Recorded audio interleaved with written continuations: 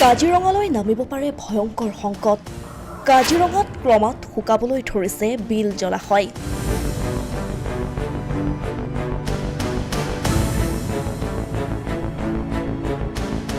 পানীৰ অভাৱত একাংশ জীৱ-জন্তুৱে এতিয়া খাবলৈ বাধ্য হৈছে বোকা পানী।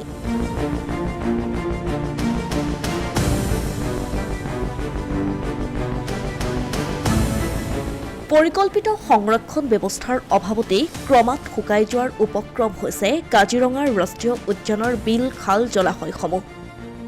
কাজিৰঙা ৰাষ্ট্ৰীয় উদ্যান আৰু ব্যাঘ্ৰ সংৰক্ষিত বনাঞ্চল কৰ্তৃপক্ষৰ মতে ইয়াৰ কাৰণ প্ৰধানত মেটেকাৰ প্ৰভাৱ যদিও দীৰ্ঘদিন ধৰি বৰষুণৰ অভাৱত শুকাবলৈ আৰম্ভ কৰিছে জলাশয়সমূহ। আনহাতে কাজিৰঙাৰ জলাশয়সমূহত অভাৱনীয়ভাৱে তৰপৰ সৃষ্টি কৰিছে মেটেকাই।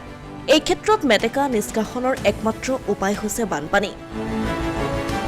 বানৰ সময়ত পানীৰ প্ৰবল সোঁতে ৰাষ্ট্ৰীয় উদ্যানখনৰ জলাশয়সমূহ মেটেকাকে ধৰি আন আন অপতৃণসমূহ উটুৱাই লৈ যায়, যাৰ ফলত পৰিষ্কাৰ হৈ পৰে জলাশয়সমূহ।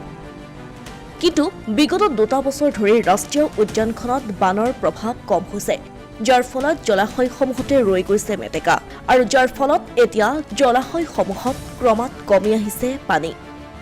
একচুৱেলি কাজিৰঙাৰ যিটো বিলখিনি আছে আপোনালোকে চাব, বহুতখিনি বিলত আমাৰ এইবাৰ বৰষুণটো নোহোৱাৰ কাৰণে প্লাছ ফ্লাডছ যিটো আমি বানপানীটো কওঁ, যিটো ভালকৈ এটা এইবাৰ যিটো যোৱা বছৰৰ যিটো ফ্লাডটো আছিলে এইটো বহুত মাইল্ড আছিলে, সেইটো কাৰণে যিটো ৰিচাৰ্জ হ'লেহেঁতেন সেইটো হোৱা নাই।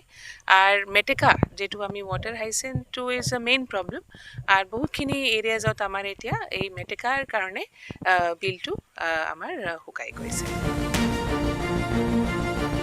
এনে পৰিস্থিতি ৰাষ্ট্ৰীয় উদ্যানখনৰ প্ৰায়বোৰ বন্যপ্ৰাণীৰ বাবেই ক্ষতিকাৰক। কিন্তু ৰাষ্ট্ৰীয় উদ্যান কৰ্তৃপক্ষৰ মতে কাছকে ধৰি আন জলজ প্ৰাণীসমূহৰ ওপৰত ইয়াৰ কুপ্ৰভাৱ অতি ভয়ংকৰ। গতিকে এই সমস্যাৰ স্থায়ী সমাধানৰ বাবে চৰকাৰলৈ প্ৰস্তাৱ আগবঢ়োৱাৰ কথাও প্ৰকাশ কৰিছে কাজিৰঙা ৰাষ্ট্ৰীয় উদ্যান কৰ্তৃপক্ষই। জলাশয়ৰ পৰিমাণটো এতিয়া বৰ্তমান খুব সোনকালে কমিছে। এটা কাৰণ হৈছে এইবছৰ এতিয়ালৈকে আপোনালোকে দেখিছে যে বৰষুণৰ পৰিমাণ একেবাৰে কম, বৰষুণ নায়েই আৰু খুব খৰাং হৈছে। আৰু এতিয়া বৰ্তমান কাজিৰঙাৰ ভিতৰত বাৰ্ণিং কৰি থকা হৈছে, কণ্ট্ৰল বাৰ্ণিং কৰি থকা হৈছে। কণ্ট্ৰল বাৰ্ণিঙৰ প্ৰভাৱ পৰিছে বিলবিলাকত পানী টোটেল শুকাই গৈছে এতিয়া। আৰু এই ক্ষেত্ৰত আমাৰ বিভাগীয় ফালৰ পৰা আমাৰ কিছুমান ৱেটলেণ্ড মেনেজমেণ্টৰ কিছুমান কাম কৰা হৈছিলে বিগত বৰ্ষকেইটাত। তাতে কিছুমান বিলত আপোনাৰ বান্ধ চান্ধ দি পেলাই পানী সংৰক্ষণৰ ব্যৱস্থা কৰা হৈছিলে। বৰ্তমান এইবছৰ তেনেকুৱা কোনো কৰা দেখা পোৱা নাই, কিন্তু কৰিলে ভাল হয়। আৰু চৰকাৰেও এই ক্ষেত্ৰত অকণমান যদি গুৰুত্ব আৰোপ কৰে এই ৱেটলেণ্ড মেনেজমেণ্টৰ ক্ষেত্ৰত, তেতিয়া খুব ভাল আছিলে। এই ক্ষেত্ৰত অকণমান চৰকাৰৰ বা আমাৰ বিভাগৰ ফালৰ পৰা মনোযোগ দিবলৈ অনুৰোধ জনাইছোঁ। বিলবিলাক যিহেতু বাম হৈছে আৰু আমাৰ কিছুমান আছে, হাইলেণ্ড কিছুমান আছে, হাইলেণ্ড কিছুমান আমি সেইকাৰণে আমাৰ পানীৰ গতিবিধি চাই পেলাই আমি অলপ চাইণ্টিফিকেলি আমি তৈয়াৰ কৰিব লাগে, যাতে আমাৰ বিলবিলাকত কোনো চিল্টেড নহ'বৰ কাৰণে চিন্তা চৰ্চা কৰি আমাৰ হাইলেণ্ডবিলাক তৈয়াৰ কৰিব লাগে। বোৱতী নদী বন্ধ কৰা, অবৈধ নিৰ্মাণ কাৰ্য, পাহাৰ খনন আদি পানী কমি অহাৰ অন্যতম কাৰণ বুলি উল্লেখ কৰিছে বন বিষয়া তৰুণ গগৈয়ে। কাজিৰঙাত কি হৈছে, যোৱাটো বৰ্ষত আপোনাৰ বৰষুণৰ পৰিমাণ কম আৰু বানপানী নহ'লে 1 নম্বৰ কথা। 2 নম্বৰ কথা হৈছে কাজিৰঙাৰ আশে পাশে কি দেখা গৈছে, আপোনালোকে দেখিছে যে বিভিন্ন ধৰণৰ ৰিজৰ্ট, কংক্ৰিট কিছুমান বিল্ডিং আপোনাৰ যধে মধে বনোৱা আপোনালোকে লক্ষ্য কৰিছে। তাৰো প্ৰভাৱ কিছুমান আছে। আৰু লগতে জান জুৰিবিলাক হেৰি হৈ গৈছে, বাম হৈ গৈছে, পানীবিলাক নোহোৱা হৈছে। পাহাৰৰ পৰা যেনেধৰণে জান জুৰিবিলাকেদি পানী আহিব লাগে, এতিয়া আমাৰ এই কাজিৰঙা বনাঞ্চলৰ অধীনতে কেইবাটাও জুৰি আছে, 6টা-7টা জুৰি আছে। এই জুৰিবিলাকত এটা জুৰিটো পানী বৰ্তমান দেখা পোৱা নাযায়। আগতে কিন্তু অলপ হ'লেও পানী থাকে। আৰু আশে পাশে থকা বিলবিলাক শুকাই গৈছে, পানী নাই। আৰু ইয়াৰ কাৰণটোৱে হৈছে, মূল কাৰণটো হৈছে পাহাৰ খনন আৰু আপোনাৰ এই যে ক্ৰাছাৰ পাহাৰ খননৰ কাৰণে তাৰ প্ৰভাৱ পৰিছে বহুত। জলাশয়সমূহ এইদৰে শুকাই যোৱাৰ ফলত ভয়ংকৰ বিপদ নামি আহিব পাৰে কাজিৰঙালৈ।